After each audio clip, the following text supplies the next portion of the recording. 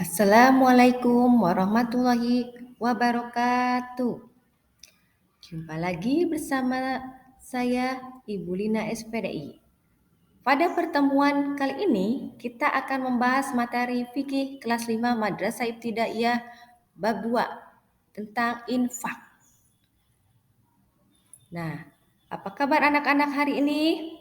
Semoga kalian dalam lindungan Allah Subhanahu wa taala dan dalam keadaan sehat walafiat. Amin ya robbal alamin. Nah, sebelum memulai pelajaran, alangkah baiknya kita berdoa terlebih dahulu. Berdoa di dalam hati mulai.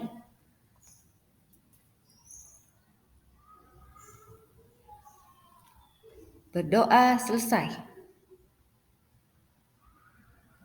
Anak-anak, coba perhatikan gambar. Nah, gambar apakah ini? Ya, ini adalah gambar orang yang sedang berinfak. Nah, baiklah anak-anak, Ibu akan menjelaskan tentang pengertian infak. Infak menurut bahasa. Kata infak berasal dari bahasa Arab, yaitu nafaqo, yang berarti membelanjakan atau menafkahkan. Infak menurut istilah adalah membelanjakan atau menafkahkan sebagian harta benda yang dimiliki di jalan yang diridhoi Allah Subhanahu wa taala. Nah, kedua yaitu Ibu akan menjelaskan tentang dasar atau dalil infak. Dasar atau dalil infak itu terdapat dalam Al-Quran dan hadis Nabi Muhammad SAW. Nah, yang pertama, dasar atau dalil infak terdapat dalam Al-Quran, yaitu dalam surah Ali Imran ayat 92 yang berbunyi, Bismillahirrahmanirrahim. Lang tanalul birra hatta tunfiqu mimma tuhibbuna yauma tunfiqu min syai'in fa innallaha bi alim. Yang artinya, kamu tidak akan memperoleh kebajikan sebelum kamu menginfakkan sebagian harta yang kamu cintai, dan apapun yang kamu infakkan tentang hal itu sungguh Allah Maha mengetahui. Nah, yang kedua, dalam al-hadis. Nah, dalam hal hadis ini disebutkan tentang keutamaan memberi lebih baik daripada menerima, atau tangan di atas lebih baik daripada tangan di bawah.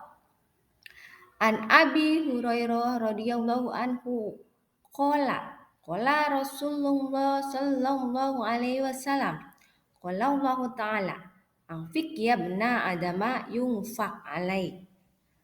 Artinya, dari Abu Hurairah radhiyallahu anhu berkata, Rasulullah sallallahu alaihi wasallam bersabda, Allah taala berfirman, berinfaklah wahai anak Adam, maka engkau akan dibalas. Hadis riwayat Bukhari dan Muslim. Nah, itu tentang dasar atau dalil hukum infak dalam Al-Quran dan Al-Hadis. Nah, selanjutnya Bu akan membahas tentang ketentuan infak. Nah, ketentuan infak ini ada 3. Yang pertama yaitu hukum infak. Yang kedua, rukun infak. Dan ketiga, syarat infak. Nah, pertama hukum infak. Hukum infak di sini ada hukum infak wajib, infak sunnah, infak mubah, dan infak haram. Nah, infak wajib. Infak wajib berarti hukumnya wajib untuk mengeluarkannya, seperti membayar zakat, membayar mahar pengantin, menafkahi istri yang ditalak dan masih dalam waktu iddah. Nah, itu infak wajib. Nah, adapun infak sunnah. Infak sunnah berarti hukumnya sunnah untuk mengeluarkannya, seperti infak untuk perjuangan di jalan Allah, infak untuk kepentingan umum, infak untuk menolong musibah. Nah, selanjutnya infak mubah. Infak mubah berarti hukumnya mubah untuk mengeluarkannya, seperti hadiah. Memberikan hadiah kepada adik kita yang ulang tahun, memberikan hadiah ke teman kita. Nah, itu contohnya infak mubah. Nah, yang kedua hibah. Nah, terakhir infak haram. Infak haram berarti hukumnya haram untuk mengeluarkannya, seperti infaknya orang non-muslim untuk menghalangi syiar Islam. Kedua, infak bukan karena Allah. Nah, selanjutnya rukun infak. Nah, infak harus memenuhi rukun-rukun tertentu, yaitu sebagai berikut. Yang pertama ada pemberi infak atau munfik.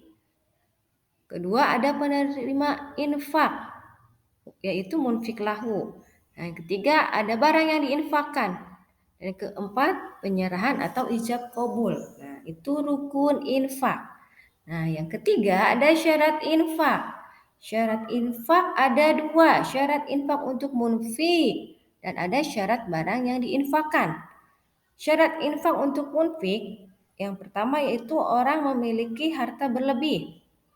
Kedua, ikhlas karena Allah Subhanahu wa taala.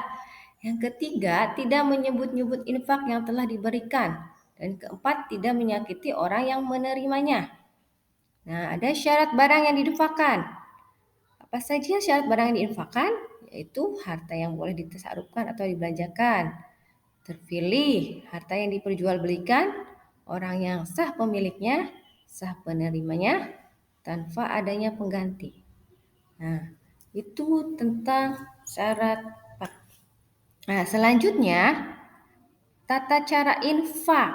Nah, tata cara infak di sini yang pertama ada golongan penerima infak, yang kedua ada golongan yang tidak berhak menerima infak.